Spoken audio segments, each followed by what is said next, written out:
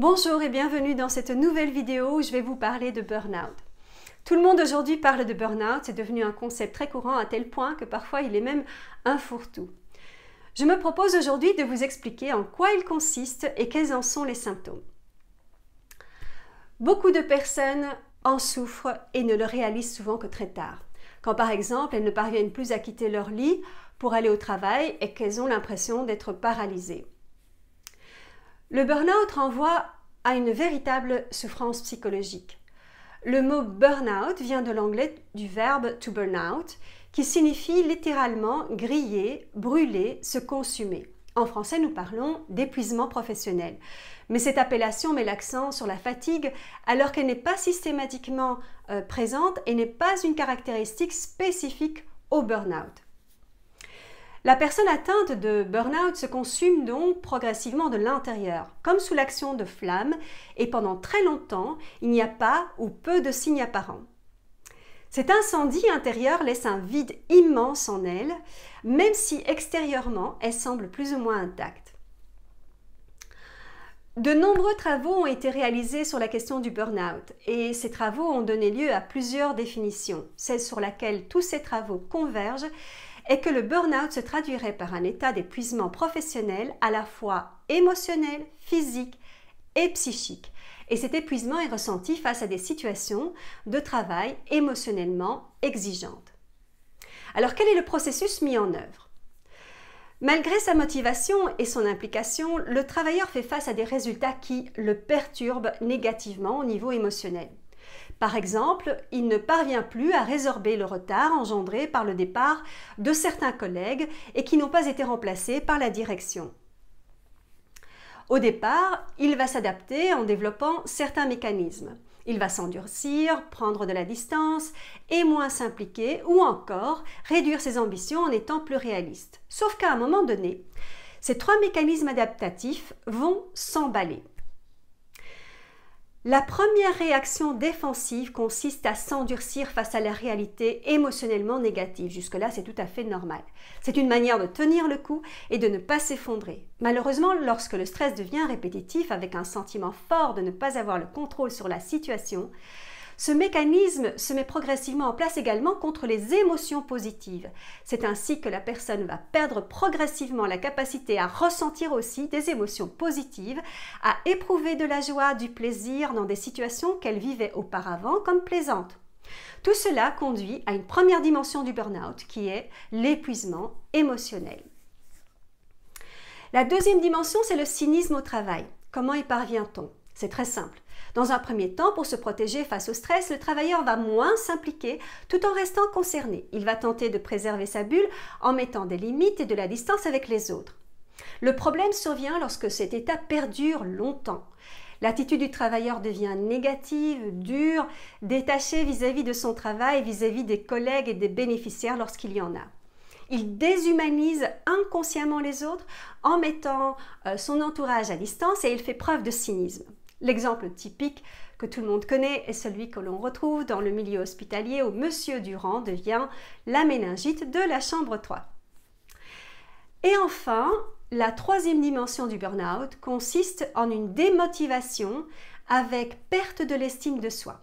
Face à la surcharge, le travailleur va devenir progressivement plus réaliste concernant les exigences qui s'imposent à lui-même. Et dès lors, il va ajuster vers le bas son implication dans le travail. Jusque-là, c'est normal. Le problème, c'est qu'à force de diminuer ses ambitions, le travailleur attend de moins en moins de lui-même et des autres et progressivement se croit de moins en moins capable d'atteindre un but. Il se démotive et il va jusqu'à perdre confiance en ses capacités. Je rappelle que pour qu'il y ait un burn-out, il faut que le travailleur soit soumis à un stress prolongé. Dans ce cas, on parle de stress chronique. Que se passe-t-il sur le plan physiologique lorsqu'un individu est soumis à un stress? Eh bien, le stress génère la production et la libération, entre autres, de deux hormones, à savoir le cortisol et l'adrénaline. Ce sont des hormones qui sont sécrétées par les glandes surrénales.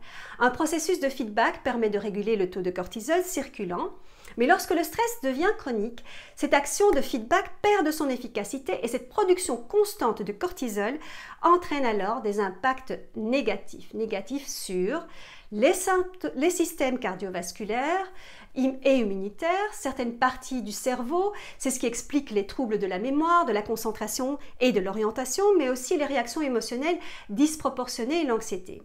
Impact négatif sur le métabolisme, à savoir la masse graisseuse et le diabète. Parlons à présent des symptômes du burn-out. Le burn-out étant un syndrome lentement évolutif, les symptômes vont apparaître progressivement. Aucun n'est spécifique et les signes d'alerte précoce peuvent donc facilement passer inaperçus. Les symptômes les plus fréquents sont sur le plan physique, une perte d'énergie pour le travail. Tout semble être une montagne. Des troubles du sommeil, fréquemment des réveils nocturnes, on voit aussi une fatigue chronique, de l'asthénie donc. Malgré le repos, les batteries ne se rechargent pas. Il y a une variation du poids aussi, parfois. Certaines personnes grossissent, d'autres maigrissent. On peut avoir des douleurs dorsales, mais aussi des maux de tête, une diminution de la résistance aux maladies. C'est ainsi qu'on peut faire des rhumes à répétition, par exemple. On peut aussi observer des troubles du transit intestinal, des douleurs abdominales, une oppression thoracique ou encore des problèmes dermatologiques. Les symptômes développés seront fonction aussi de la fragilité qu'a déjà la personne. Si elle est particulièrement fragile de l'estomac, elle développera plus facilement des ulcères. Si elle est plus fragile au niveau de la peau, elle développera de l'eczéma ou du psoriasis par exemple. Sur le plan émotionnel, il y a une réelle démotivation au travail, alors même qu'à la base, le travail était vécu comme passionnant. Beaucoup de frustration, une diminution de l'estime de soi, une autodépréciation, la personne pense qu'elle n'est pas à la hauteur. Elle remet en question ses capacités et perd confiance en elle et finit par se décourager. On retrouve aussi de l'anxiété évidemment, de la susceptibilité. La personne peut également ne plus rien supporter et être particulièrement irritable, impatiente, prise parfois par des crises de colère ou de larmes. Au niveau intellectuel, le travailleur a du mal à se concentrer. Il en perd même le sens des priorités et n'arrive plus à s'organiser. De là en découle une diminution du rendement et de l'efficacité, ce qui confirme dans sa tête qu'il est incapable et se remet en question totalement quand bien même il était excellent dans son domaine. Et enfin, au niveau du comportement, il va avoir une attitude administrative. À un moment donné, il va se cacher derrière les règles. Il peut aussi être particulièrement cynique, comme je le disais tout à l'heure, voire agressif. On observe aussi un changement important au niveau de la capacité d'empathie. Elle diminue très fort, voire n'existe plus à un moment donné. Le rapport à l'autre se fait, comme je le disais, dans une certaine déshumanisation de la relation. Ce sont des personnes qui vont progressivement s'isoler socialement et ne plus avoir envie de rencontrer les amis dans certains cas. Pour tenir le coup, le travailleur va abuser de substances parfois toxiques comme l'alcool, le tabac, les médicaments stimulants ou encore les somnifères. Plus largement, le processus peut peu à peu envahir tous les domaines de la vie familiale peut en souffrir énormément. Il faut vraiment bien comprendre que le burn-out est un syndrome qui évolue lentement. Le processus peut prendre des années et il faut presque 10 ans pour arriver au stade terminal. Pendant très longtemps, les personnes en burn-out donnent le change en apparence, mais elles se vident peu à peu de l'intérieur. Une analogie d'ailleurs peut être faite avec le cancer. Donc le burn-out ronge de l'intérieur progressivement et sournoisement. Les batteries se vident complètement et la personne n'est plus capable de récupérer sur de courtes durées.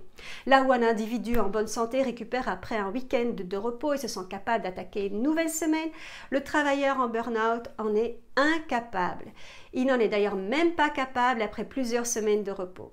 On estime qu'il faut en moyenne entre 6 mois et 1 an d'arrêt pour pouvoir reprendre. Dans certains cas extrêmes, l'arrêt peut même durer plusieurs années. Un arrêt de travail est absolument indispensable en cas de burn-out et une thérapie doit impérativement être mise en place. Je reviendrai dans de prochaines vidéos sur d'autres aspects du burn-out. Abonnez-vous à ma chaîne pour en être informé. J'espère que vous avez trouvé de la valeur à cette vidéo. Si c'est le cas, n'hésitez pas à liker et à me laisser un commentaire. Je vous dis à très bientôt et d'ici là, prenez bien soin de vous.